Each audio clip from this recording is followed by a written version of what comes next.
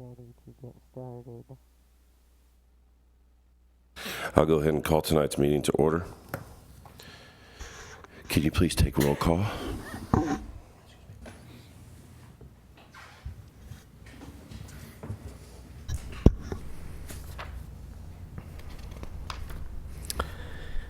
Member Castleman, Present. Member Cipolla, Present. Member Eastwood, Present. Member Harris, Present. Member Heath, Present.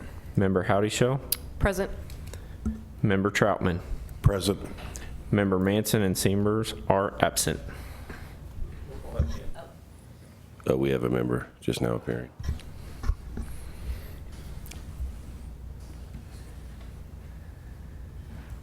Member Seamers, Present. thank you. So Member Manson is the only one absent tonight, sir. Thank you, sir. Please stand for the Pledge of Allegiance.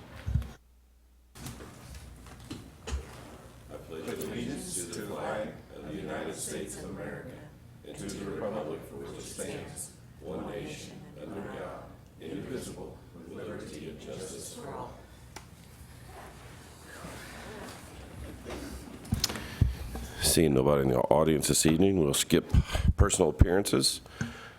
I'll call for an acceptance of the minutes from the August 23rd, 2016 meeting. I move that the minutes of the prior meeting be accepted. Second. I have a first and a second. Any discussion? All in favor? Raise your hand. Unanimous? We'll go ahead and skip committee reports since nobody's met since our last meeting and move on to staff reports. Yep. Thank you. All right, thank you, sir. For the recreation report, I've submitted a report in the packet for you guys' review. As you can see, it's been a busy month. We've been getting all of the fall sports rolling. We have fall baseball, softball, soccer, flag football, volleyball, and adult softball. So it's been a busy few weeks. We're acclimating the new athletic coordinator, Mike Hedrick, to the fall season. So we welcomed him, and he has been in training and doing a great job of hitting the ground running and getting his hands dirty into all the programs that we're currently doing. So tonight he's actually doing some monitoring on some of the volleyball and other stuff. So I anticipate his presence at the next meeting for all of you to be introduced to him. So we'll welcome him at that time at this meeting. Wanted to touch base on this weekend coming up. We do have the first annual Trucktoberfest. This is a food truck vendor and also a band at the TB Hanna station. We will be, right now we have 5 trucks. We have a band playing, and it is, the band is Jason, I'm going to butcher this, Vivone and the Billy Bats. So it's a blues band, and so we've heard great reviews out of them. So we are hoping that we have a great turnout Friday night, Friday night. And we've got some Filipino cuisines. We got some American fusion, which is tacos and pork sandwiches, salads, and then we've got pizza and wings. We got Kona Ice, and then we got some gourmet hot dogs with KC Dogs. So we're looking forward to the event. For the first time, we're anxious to get people out there and see how it goes this Friday night. So other than that, like I said, the sports are really taking off. We're working on finalizing some photo schedules for some of the remaining fall sports, getting ready to start gearing up for planning of season-end tournaments towards the end of October, and also kind of doing our final touches on the farmer's market. Coordinator Keith is working on those final touches, so it ends in a couple weeks. So we're kind of gearing down for that. So getting those final things set for the fall. So at this time, I will be glad to entertain any questions. Any questions for Mr. McLean? Yes, ma'am. So how many trucks total do we have then? 5. Okay. Any other questions? Thank you, Mr. McLean. Mr. Mustine? Thank you. Thank you, sir. I will report for Mr. Rulo as he is out for the evening.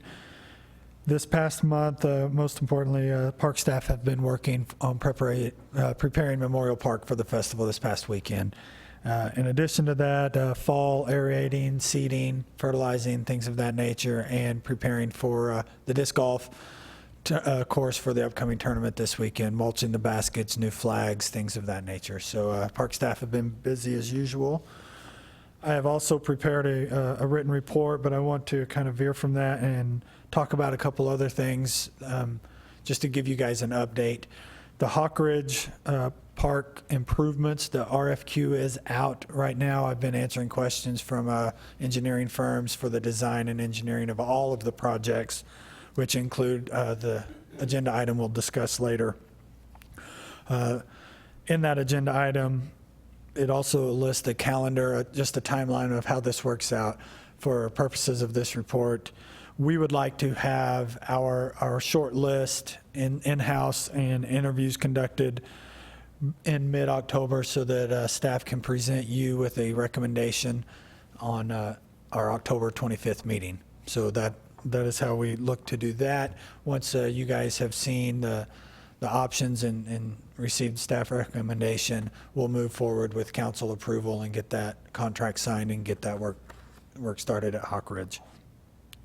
The next thing, at our last work session, we had training from Jonathan Zur, the city attorney. He did talk about email accounts from an administrative side of things. The staff and the city manager, along with Mr. Zur, discussed the email accounts and what we are planning to do for those boards and commissions that do a majority of their communications electronically. They have decided to implement the Gmail accounts for them. The park board and the city council are the two that do the majority of their communications electronically, such as electronic packets, notices, agendas, and things like that. So what will happen is the IT department is going to begin setup of those accounts for you folks, and then late October, early November, Jim Mayberry, the IT director, he'll come in and give a kind of a short training during a work session, help you with your phones if you want to set it up straight up to your phone, how to log in on your iPads, things like that. He'll help you with that. So that process is moving forward based on the training that we had. After we finished that, we were talking about it during our staff meeting. Mr. Zur just felt like the questions you guys asked, the things that we were talking about, this is a good time to implement that. So you guys will all be getting an account, a Raymore.com account that once implemented, all of our correspondence will be through that so that we can eliminate your private accounts from that.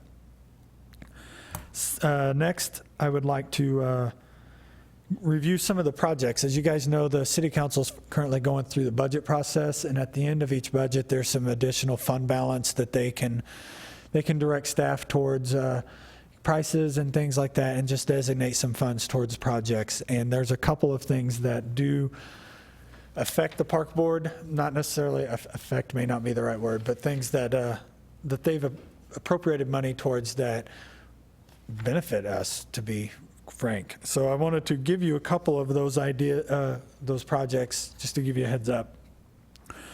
$92,000 is being funded towards workout equipment along the trails. That will be our discretion, whether they're in pods along the trail or if we just set up a outdoor exercise pad and have several units right there, just like an outdoor gymnasium, fitness gym. So that has been funded for $92,000. Now, all of this is based upon the second read in October once the budget actually goes into effect. But these are things that have been proposed and have not been taken off the list. So we have the trail workout equipment.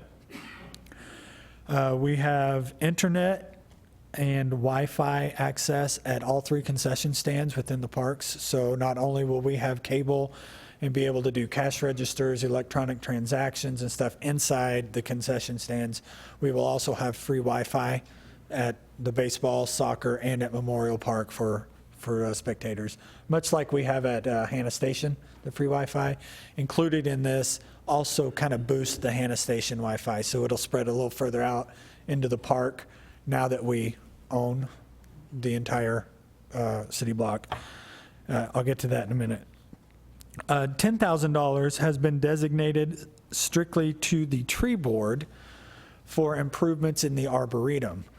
One of the things the council wanted to do, much like the park board, we are funded on our own, but the Arts Commission, the general fund designates some dollars to the Arts Commission to help fund some of those things. So they wanted to give the tree board some stuff, and knowing that we have an arboretum project going on, they wanted to designate that money to the tree board for the arboretum. What I would anticipate and what I will do with the tree board, as I'm on that board, is that anything that we choose to do, we will make a presentation and bring it to the park board, as that money will be spent and put into your park. So just so you know that they don't have that money to go do what they want without any checks and balances. It will come to you, but it is designated specifically for the arboretum.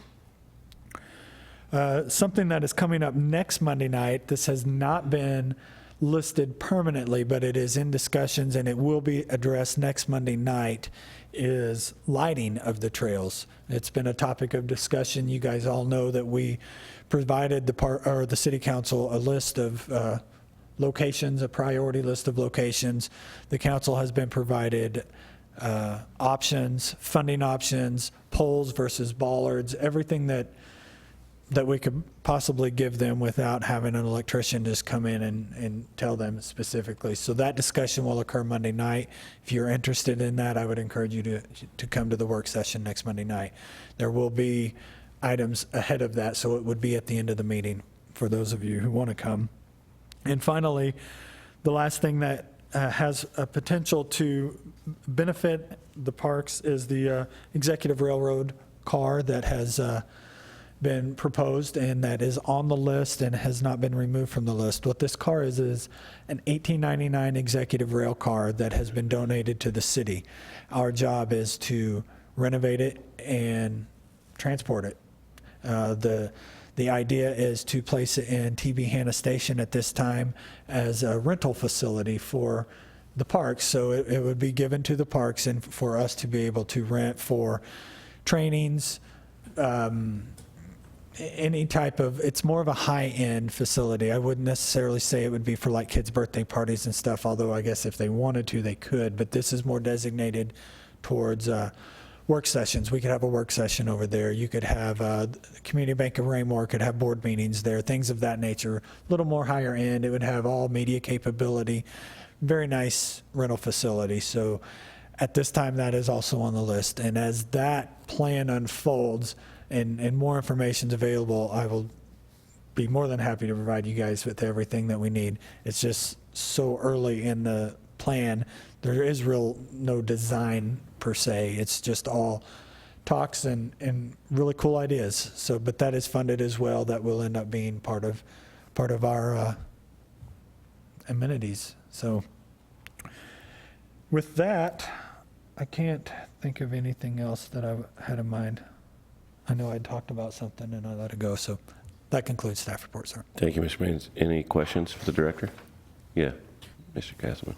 Nathan, on the rail car, there was some discussion that might also include a flat car. Is that still part of the discussion? Yes, sir. There was an opportunity also for what we call a postage car or a box car, basically. It is the same scenario. It's been donated. Our job would be to transport and renovate it. It is not listed on this. It is a option if the council chooses to designate funds towards that. But right now, it is only the executive car. Okay. Sir, I did remember, next week, Mr. Rulo and I will be at the NRPA conference in St. Louis. That's the annual Parks and Recreation Conference. So next week, Steve and I will both be traveling to St. Louis for that. Any other questions for the director? No? Thank you, sir. We'll move on to old business, item 8A, Missouri State Parks Recreation Trails Program. Mr. Mistine, can you report on that, please? Yes, sir. Thank you. As you guys know, we have a capital improvement program, and several projects, individual projects at Memorial Park are all funded through this fiscal year coming up beginning November 1st. Staff applied for it's on our RTP grant, which Recreational Trails Program grant. It's a federally funded grant that's appropriated through the State Department. So we apply through Missouri State Parks. We did apply for that for the Loop Trail and the rehabilitation of the current trail system where the Arboretum will be located. The application was due in April, and announcements were in early September. I've attached that letter for you, and as you know, if you've read your packet, the application was denied this year, and there's a couple reasons why that's denied. They gave some explanation within the letter of things for us to look towards doing next time we apply, and all valid stuff. The biggest reason that this particular thing wasn't funded is that we didn't need the money. We have budgeted $124,000. The trail itself, our estimation was $124,000. So we have estimated conservatively, budgeted appropriately, and the need didn't fit the necessity when there's so many other projects out there. So what I've learned from this is we need to be a little more creative in how we apply. So just wanted you guys to see that letter, that we are applying for grants. We are putting ourselves out there, trying to stretch our dollars. This particular one was denied, but we had some good feedback, and as other projects come up, we will apply for what we see and go again. That concludes staff report. Any questions for the director? Because I do have some. As I look through the letter and I start to see the reasoning, it sounds like they wanted donations, youth involvement, and there was no public opinion, are 3 of the 4 that I see. So are they expecting all of that every time you do a project? Like, they're not going to give you any money unless you don't fund it yourself, basically, is the way I read into this. It's based on a point system. If you have public opinion, where you have a public hearing and you get testimony or witness accounts from residents, you earn more points. If you have volunteer, which we did have, we had a letter of support from the school district because a portion of that trail will run through school property. So we did have that, but it wasn't that the school was donating time or resources to help that. They were just supporting our use of their property. So it's not that they won't, you just earn more points for it. One of the things in that letter also stated the trail that would rehab, which what we all like about it, because it has this historical significance for our town at Memorial Park, is it's only 3 foot wide. We're going to use that within it. What they would prefer is that we remove that and make it 6 to 10 foot wide and use it as actual trail.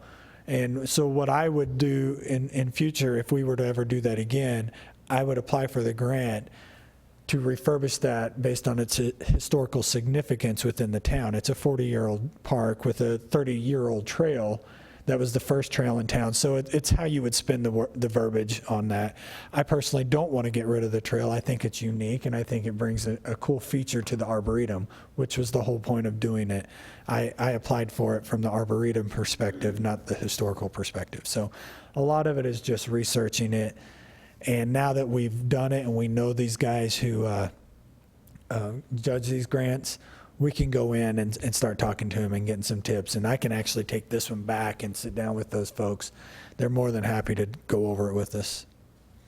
Well, that brings up the second question, because the map itself shows it's a 5 foot wide trail.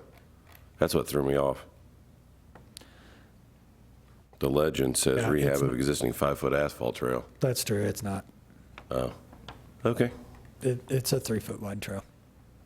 And if you've walked it, you know it's very narrow. Well, that's what I thought. I was like, I'm not a great judge of distance, but, you know, like I was saying, pictures, homecoming pictures, Memorial Park, big parking spot. All right, any other questions for the director on this topic?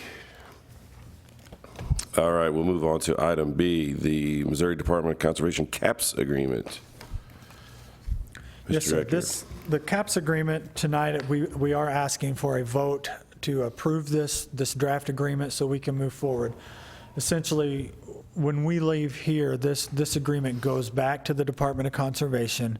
They've put their final tweaks on it, then it comes back to the city council for first and second reading of an ordinance, because this is a contract between the state and the city. What you need to know about this is it's basically a renewal of a contract we're currently in. It just has addendums that includes the new projects. And if you have any questions about that, please ask at this time. What is included here, and I did highlight those areas that were changed from the original contract. They're italicized within it. It outlines the projects that they're including.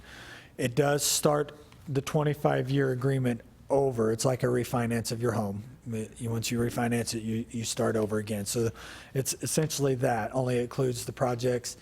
The difference outside of the projects is that it also includes an agreement for stocking of trout on an annual basis. That's a cost share program. So we will build into our budget our portion of funding that stocking, and they will do their portion of that. And that is one of the agreements for getting the dock and the additional jetty, was that we agreed to stock the fish, because the whole point of the program is to provide access to recreational fishing. So they want to make sure there's fish in there, and we need to have a little skin in the game on that. So outside of that, we've been discussing this for the past 6 months, so you guys are all aware of it. I've outlined what it is. There's a cost estimate sheet on the front. Essentially, if you break this down, it's a 75-25 cost share program. They pay 75%, we pay 25%. For us to qualify for that, we have to provide the engineering. That is what the RFQ that is currently on the street is, the engineering for all of Hawk Ridge projects, including this. So we will pay for the engineering that includes the design and installation of these projects. That counts towards our 25%. And then, just like at this point, it turns into any grant program. We pay up front. When everything's done, they reimburse us for 75%. So we will spend money up front and then get it in the back end once the projects are complete. Staff is asking that a motion be made to accept this draft proposal and to move forward with provisions of any minor verbiage changes, capitalization of letters, things like that, anything minor. Anything major that has a cost-changing factor to it, it'll be brought back. But both parties want this to move forward as quickly as possible, and we've all looked at it for several months now, so I don't anticipate any major changes of that nature. That concludes staff report. Anybody have any questions? No questions? No? I got a couple, I guess. So right now, the lake doesn't get stocked, or they pay 100% of the stock fee now, today? Currently, the lake gets stocked as part of the CAPS agreement with no cost catfish. The part of this new agreement is trout stocking in addition to the catfish, in which we pay a percentage of the trout stocking. Just the trout? Just trout only. The catfish stocking will always occur.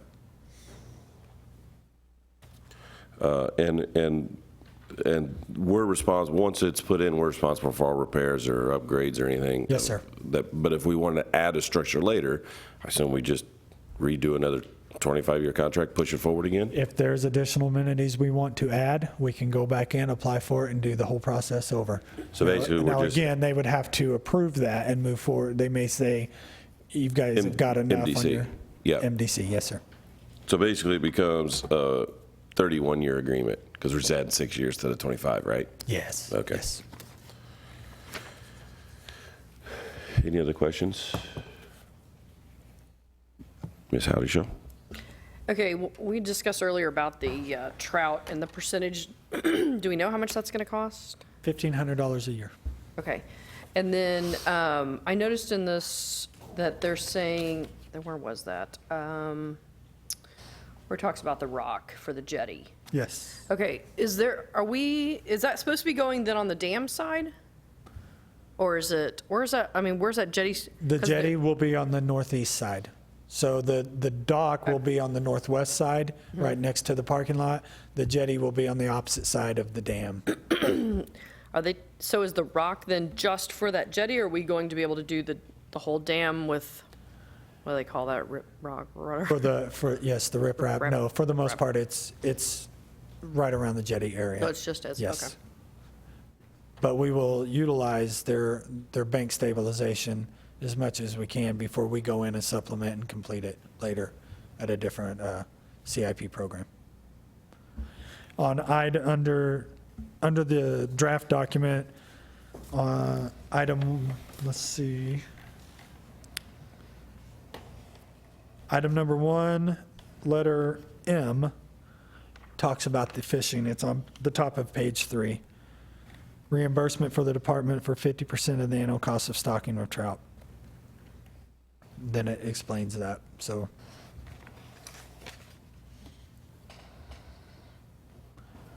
And we have already begun that program. We've already stocked once this year. What we did was we asked them if we could go a 1-year trial basis. And so we did 1 year worth of trout, of stocking with trout. And those folks who are interested in it, you can get on their website and see the dates they do it. And you know when it is because there's a lot of fishermen that next weekend. They know that that's out there. So, I have a question on the fishing platform, which yes, is the jetty, right? yes, sir. It's 50 feet long. Is that 50 feet long out into the water? Yes. How far does that go out? Is that pretty far? 50 feet? Yeah. As wide as that's this pretty room. far. Okay. I'm It just gives curious. another access point on the water to fish. So you'll have the dock, you'll have the jetty, and once the trail is complete, you will have the bridge across the southwest corner of the lake where the bridge goes over the inlet. And then the amphitheater is scheduled to have a boardwalk out into the water. So there'll actually be 4 points of access on the water once the park's complete. Oh, yes, miss, how do you feel? What's the depth of that? Do we know? The lake, I'm not sure. Somebody asked me over the weekend, and I was like, yeah, I don't know that. There's portions of it that are 10 to 15 feet deep, and there's portions of it that are up to 20. Where they're at, I don't know. Is that consistent? No. They thought it was substantially deeper than that, so. No. It supposedly down in the middle, there's a channel all the way down the middle that's pretty deep, but Yes. I don't know how deep. You Somebody cannot knew. walk across it with your head Okay, above I'll water. not try. Unlike Recreation Park at the pond, where you can walk across it with your head above I'm water. not going to try that either. Yeah, Mr. Eastwood. I'll make a motion to authorize staff to move forward with city council approval of the revised cap agreement for Johnston Lake, including cost-sharing projects with provisions and minor word changes as agreed upon by attorneys of both parties. And I'll second it. All right, I have a first and a second. Any more discussion? All in favor, raise your hand. Unanimous, motion passes. All right, new business. An efficiency improvement implementation by Director Mustaine. Would you please, sir. As part of my annual evaluation, one of the things that the board and city manager has asked me to provide is a quarterly report on something that we're doing in-house that improves efficiency of day-to-day operations administratively, saving money, any of those types of things that would qualify. To stay on just a quarterly schedule, September is the first segment of a quarter since my evaluation. So from this point forward, we'll start reporting on this. But the first thing we wanted to report on is something that we have talked about as a staff for a while. The mud run was very evident that we needed to do this, and something that we look forward to. As I reported earlier, it's one of the things that I requested of the council to consider is internet access for electronic transactions at the concession stands. What we have done to prepare for that, and just to preempt that is we purchased an iPad that has ETS capabilities, so we can swipe credit cards and debit cards on site. We can take them to the mud run or to harvest night where we take entry fees, and we can take credit and debit at that on location. Once we're set up at the concession stands, that iPad also becomes mobile for our coordinators to take when if Jerry Lynn's having a special event and weather's coming in, she has online radar right there. We can log in and keep up to date. So the purchase of the iPad, although small in comparison to our overall budget, it's a huge piece of equipment that is versatile for us, that will be used daily. And as of September 19th, we have already begun taking credit card transactions at a baseball concession stand as a trial run this fall. And so that is what we've done since my evaluation to improve customer service, to improve efficiency, and hopefully in the long run to increase revenue. Because I know a lot of people don't carry cash, but if they carry a credit card, they may buy a Coke from us, and now they can. So, and a cheeseburger, and chips, and all kinds of goodies. Now that maybe they'll buy for their whole family. So that concludes staff report. Any questions for the director on that topic? No? No questions? All right. I see no public here, so no public comment. Any board members like to speak this evening? Of course, I've got something to say. Oh, yes, Ms. Howdy. Let me beat you to that. I just want to tell you guys, great job on getting the grant. That is like super exciting. I look forward to the fun stuff that we get to do with the other bit of money now that we have available. So thank you. And we had fun at the festival, so it was good having a booth there. I talked to a lot of people, and I think it was a very good idea, and I think we definitely need to consider doing it again next year. So. Yeah, Ms. Seamers. Couple things. The September 10th native plant sale at TB Hanna, I went to that, and that was super cool, talking to Paula Diaz about the butterflies and the plants. I even bought enough plants to have my own little butterfly station. And within probably 5 hours of having it all planted, I had bees and I had butterflies, not monarchs, but little yellow butterflies. So that was cool. And then the whole planting of the natives at TB Hanna, she was walking around and showing me all the larvae and just everything that you would never even would think was there. So that's very beneficial, I think, be a great thing for the kids to learn about.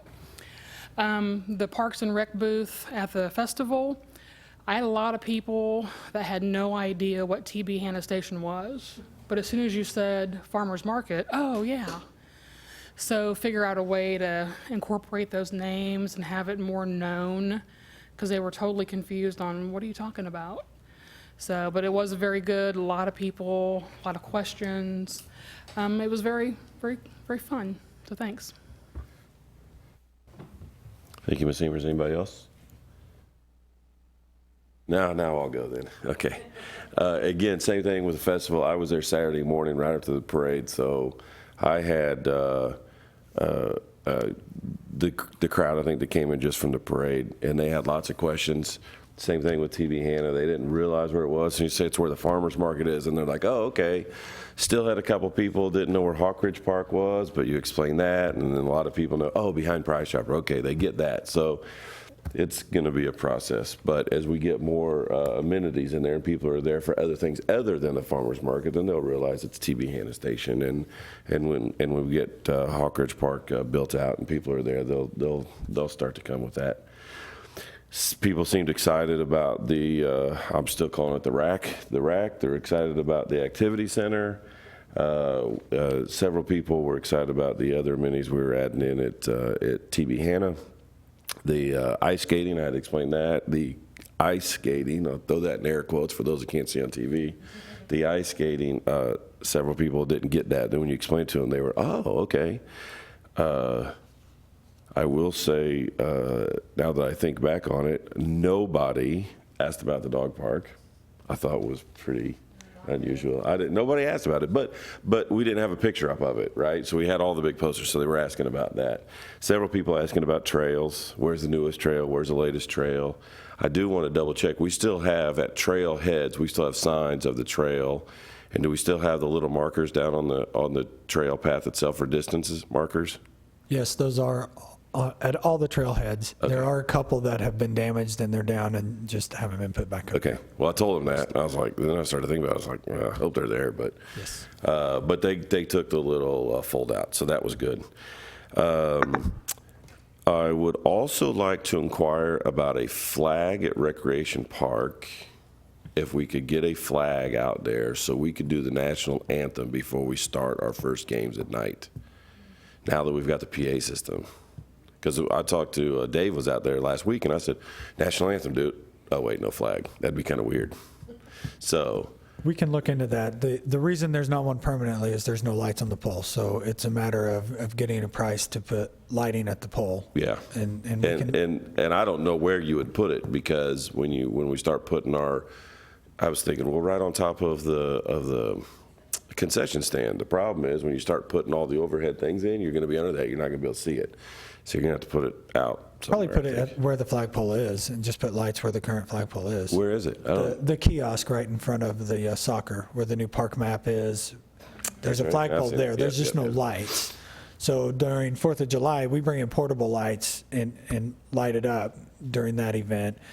It's a matter of finding how much it costs to install lighting permanently there. So just so you know, because I'm thinking about putting one in my house, you can buy top of light solar flag lights that shine down from the pole, and they're solar. So I don't know if they're very good or very bright, and I don't know how big the flag's going to be, but option, and then you don't have to worry about running power and electricity. I'd also like to extend a thanks to City Council. They got extra money, and they've been thinking about some Parks and Rec projects and some amenities for our park. So I very much appreciate that. That was, thank you, if you guys are watching. All right, any other statements before we conclude tonight's? Yes. There were several questions on my watch for the dog park, maybe because they know I want one. That's kind of, my thing, my dogs. Also, a lot of questions about is the rack. Is that where the pool's going to go? Is that where a pool's going to go? And I'm like, no, sorry, not this time. So those were things you reminded me of. Yeah. I did have somebody say, are we putting a pool in? I was like, that's what you're going to get right there in the picture. So, for now. I got As the I said, pool for now. question too. The so. pool? Yeah. Yeah, yeah. I did have somebody there who had been here a while, because somebody asked about the pool. She goes, no, we tried that. Didn't pass, didn't go, it's not happening. So, it kind of depends on whether they're new to town or they've been here a while. If no other comments, I will entertain a motion for adjournment. I move that we adjourn. I'll second that. I have a first and a second. Any last-minute discussion? All in favor? Meeting's adjourned.